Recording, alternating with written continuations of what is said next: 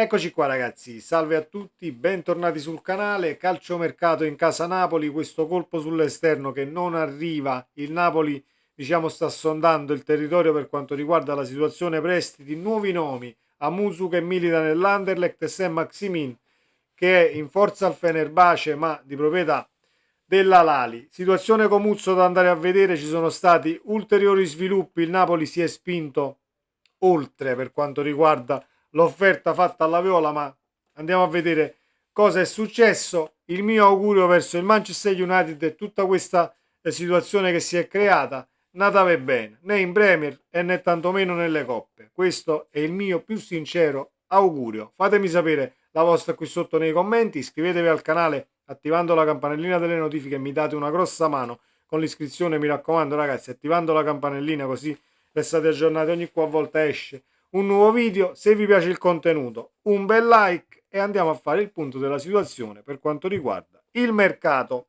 Dalla Turchia arriva una conferma riguardo all'interesse del Napoli per Allan e Maximin.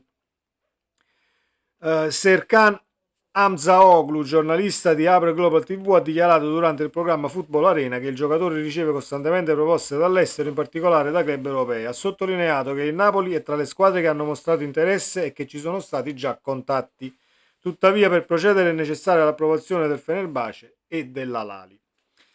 Inoltre, Seyun Samet Yüksel, collega dell'emittente turca Sabah, ha aggiunto che se Maximin desidera lasciare il Fenerbahce, esprimendo delusione nei confronti della dirigenza per alcune questioni che vorrebbe solo il Napoli, e adesso il giocatore ha comunicato il suo attuale club, la Lali, di voler risolvere il contratto di prestito, affermando: rescindete il mio contratto e fatemi tornare. È anche favorevole all'offerta del Napoli. Il calciatore, allora, Allan Maximin è navigato sulla fascia sinistra, ovviamente gioca a sinistra, di piede destro, c'è un nodo però importantissimo, alla Lali percepisce 11,7 milioni netti all'anno, quindi c'è il nodo ingaggio. Il Fenerbahce l'ha preso in prestito e la Lali l'ha pagato dal Newcastle, se non vado errato. Non vi voglio dire baggianate, quindi vado a prendere un attimo lo storico, che se non erro, sì, dal Newcastle è passato alla Lali per 27 milioni e rotti, dicono 27 milioni e 2, comunque 27 milioni. Passa alla Lali, tecnicamente potrebbe anche dire la sua. Io preferirei questo profilo e non l'altro che andiamo un attimo ad analizzare, che è quello di Amusu, per il semplice fatto che forse è più navigato a livello di esperienza. Voi mi direte sì, ma gioca, se l'è preso comunque una squadra araba, è andato in Arabia, col calcio che conta, eccetera, eccetera. Sì, potrebbe anche essere, diciamo, un pensiero valido, però se andiamo, se poi dobbiamo virare su Amuzu, che ovviamente ingaggio alla portata, a quanto leggiamo vorrebbe venire a Napoli, almeno le ultime danno il calciatore comunque che preferisce la situazione Napoli, verrebbe a Napoli, vediamo poi se il Napoli dovesse diciamo piazzare il colpo, e quindi preferirei se Maximin, dicevo, e non Amusu, per il semplice fatto che Amusu ha fatto tutta la trafila nell'Anderlecht e quindi è prettamente un calciatore da campionato belga. E qualche dubbio mi viene per quanto riguarda poi l'essere pronto, per quanto riguarda il venire a dare una mano, perché è per questo motivo che il Napoli sta cercando di prendere un calciatore in prestito e portarlo ovviamente all'ombra del Vesuvio. Secondo me un calciatore che milita in un campionato belga, per amor di Dio, può essere anche un campionato simpatico da vedere, ma eh, diciamo che il livello soprattutto tattico lascia un tantino a desiderare, così come la situazione difensiva, per non parlare poi dei portieri in quei campionati, in quel campionato. Anche in Olanda dove vivo io, comunque il campionato a livello di portieri non è che sia questo campionato eccellente, e né tantomeno per quanto riguarda la situazione difesa. Tatticamente forse può anche avere il suo perché, ma diciamo che per ciò che vorrei Maximin e non Amusu, per una sorta di esperienza maggiore, tra virgolette, e poi militato in Premier, ha girato comunque di qua e di là, potrebbe secondo me essere più adatto alla situazione Napoli, sempre ammesso che poi giochi, perché poi diciamo che se Politano e Neres riescono a tirare la carretta fino a giugno, comunque il campo lo vedi ben poco. Ecco perché salta poi, entra poi in gioco la situazione ingaggio per quanto riguarda Se Maximin. Tecnicamente comunque si assomigliano un tantino più alto Se Maximin, perché se non vado errato Amusu è sotto il 1,70 m, quindi piccolino, però calciatori da strappo molto rapidi, giocano tutte e due sulla sinistra in attacco. Amusu però ha anche discrete presenze, diciamo come esterno sinistro in un centrocampo a 5, non è solo un esterno d'attacco. Vediamo se si riesce a fare questo colpo in prestito senza svenarci, perché il Napoli già si sta svenando e per quanto mi riguarda troppo, troppo, troppo nei confronti della Fiorentina, che comunque trova sempre il pelo nell'uovo. Il presidente della Viola ha detto sarebbe forse un colpo che potrebbe far male all'ambiente, eccetera, eccetera. Palladino, io ci punto, grandissimo, grandissimo calciatore e quant'altro. A quanto leggiamo, il Napoli si è spinto fino a 30 milioni più bonus. Sono già troppi, sono già troppi e quindi per favore tiriamoci indietro, andiamo avanti e diciamo chiudiamo questo campionato come stiamo, così come ha detto Conte. Conte disse se devo prendere calciatori dalla primavera io vado in guerra con quelli che ho, se deve venire qualcuno fatto, finito, che alza comunque la qualità, ben venga.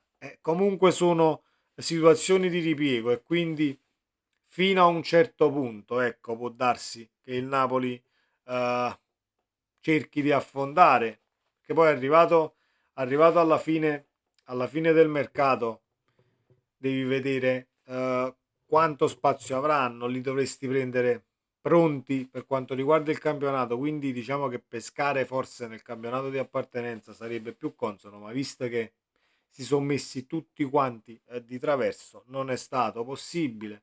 La situazione Dorgu al Manchester United, Garnacio, eccetera, eccetera. Le ultime parole di Amorim, tolto dal mercato, almeno l'ultima notizia che vado a recuperare e ve la leggo. Eccola qua. Il Manchester United toglie Garnacio dal mercato, lo celebra sui social. Queste le ultime sulla ricerca dell'esterno d'attacco da parte, no, a quanto pare Leandro Garnacio è vicino alla permanenza al Manchester United. Le ultime indiscrezioni raccontano di un Amorim sempre più convinto di tenerlo, tant'è che i Red Devils l'hanno anche celebrato con un post pubblicato su Instagram. Viva Garnacio, si legge a corredo di uno scatto dell'argentino. Io riprendo le parole che ho detto a inizio video. Natale bene per quanto riguarda questa stagione, poi che il Manchester possa vincere la prossima Champions League, vincete tutto quello che volete, ma per questa stagione eh, dovete fare le mani come i piedi, ecco.